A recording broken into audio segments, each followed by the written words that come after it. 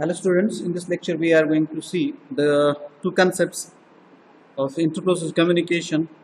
These two concepts are playing the role in interprocess communication, a critical section and arrest condition. Let's try to understand these things, critical section and arrest condition. First, critical section. Here I have shown the two process P1 and process P2. From this opening curly bracket to closing curly bracket, I have written something over here. Consider it as a code of process P1, and here consider this all the things in between opening and closing curly bracket as a code of process P2. A variable count plus plus is, you can see over here, and here also you can see a variable count minus minus. Means the variable used in P1 and variable used in P2 is same, and which is using or which is demanding same resource, that is the value which is stored in a memory with the variable name count. Here you can see the variable count has assigned value 10, and both the processes P1 and P2 are demanding same value. This thing is called as memory is get shared for the two processes P1 and P2, because P1 is demanding also the value of variable count and P2 is also demanding the value of variable count. And the means what? Both the processes wants to share same memory. Both the processes wants to share same memory. This situation leads into critical section. Leads into critical section. For process P1, this count plus plus, and for process P2, count minus minus. This portion is termed as critical section of these processes. Why it comes under the critical section? Because both the variable of these two processes P1 and P2 is demanding a same value. Means they wants to share a common value in the memory. In another term, it is a shared memory problem, a common shared memory problem. So that's why this count plus plus of P1 and count minus minus of P2 is termed as a critical section. Critical section. Have you understand the meaning of critical section? Okay. The shared memory is important factor over here. The value which is stored in the memory, both the lines, both the portions of the P1 and P2 processes are demanding. So that's why this portion and this portion is called as critical section. The next, try to understand race condition. What is race condition? To understand the race condition, I have written three processes of count plus plus and count minus minus. Suppose for count plus plus, write value of count in register 1, increment the register R1, and write the value which is in R1 again in count. Vice versa, for count minus minus, write value which is in count in register R2, then decrement R2 by 1 and write again R2 into count. These are the three steps that we have to follow for count plus plus and count minus minus to understand race condition. Let's try to understand order of execution. Order of execution of changing the output. Order of the execution are directly related to changing of the output of the process is termed as race condition. These are the two processes, suppose P1 and P2, and if we change the order of the execution, it changes the output. It changes the output. So that condition is termed as race condition. Let's see with the one example. Keep in mind this thing also. This thing also. Here, let's see order of the execution of the process is P1 and then P2. P1 and P2. Okay. Let's see.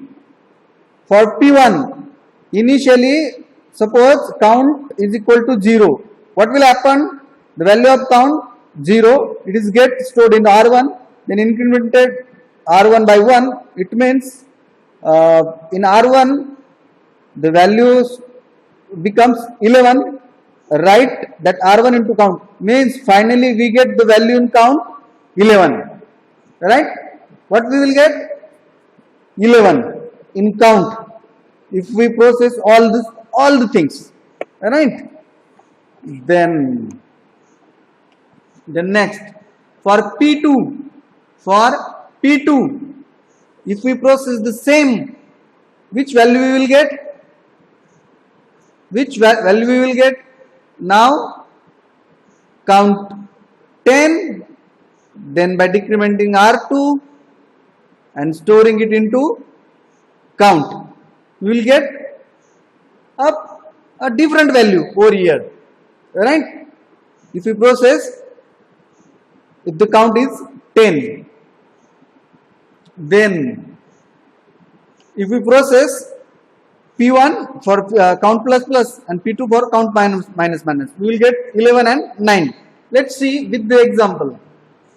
For P1, if we execute P1, we will get the value of count 10, and if we execute P2, we will get the value of P2 10. Have you understand? I think I have created some chaos in your mind. Initially the value of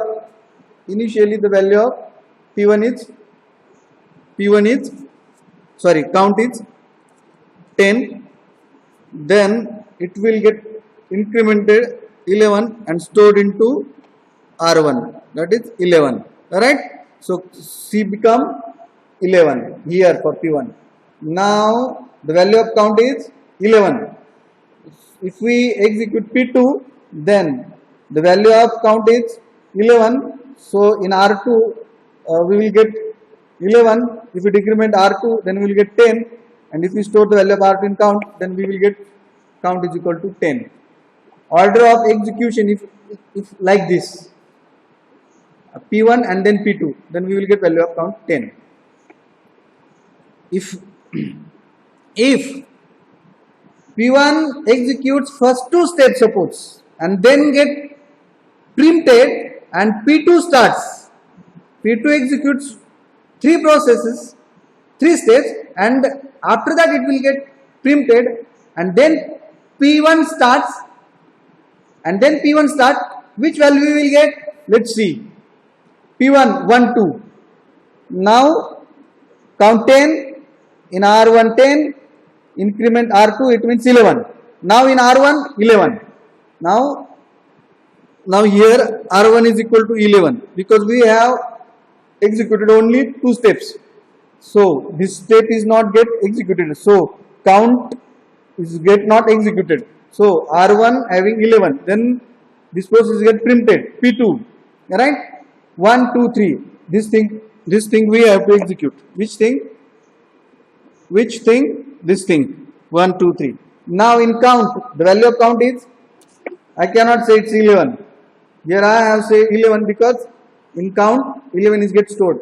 But now only two steps are get executed, third step is not get executed. So the only change in the register, final change is not get happened over here. So the value of R is 11, count is not get changed. So 1, 2, 3, if we execute, then in count initially there is 10. R1 means R1 stores the value 10, then decremented 9, right? Then store R2 into count. This is step number 3. So count having which value here, because 3 steps are get 9, right? 9. Then P2 is get printed and P1 started. Now P1 is started from its which position? The steps 2 is executed, then it starts execution, right? Step 3.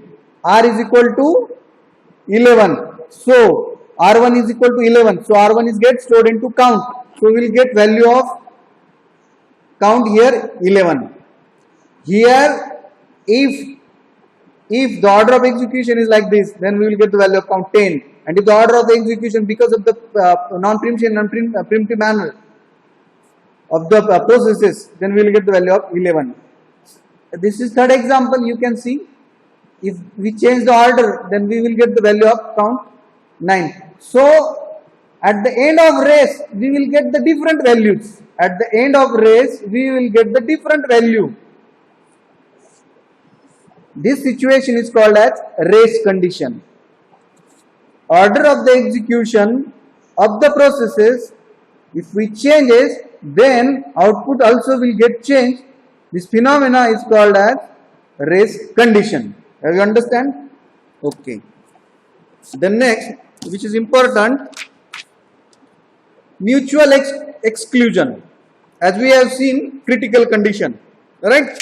Here this portion is critical condition that I have mentioned. If suppose this is critical condition portion and process P1 and P2 is demanding this critical condition. Okay. Initially suppose P1 gets allocated this shared memory resources. Then what is mutual exclusion? Mutual exclusion is that as soon as P1 gets the resources to execution of their processes, then scheduler does not allow to any other process to allocate the critical section. I am repeating it again. If process P1 is get allocated critical section area, then scheduler does not allow to any other process except P1 to share critical section. This thing is called as mutual exclusion. Mutual exclusion. Have you understand? Means at particular scenario of critical section, only one process can share the resources.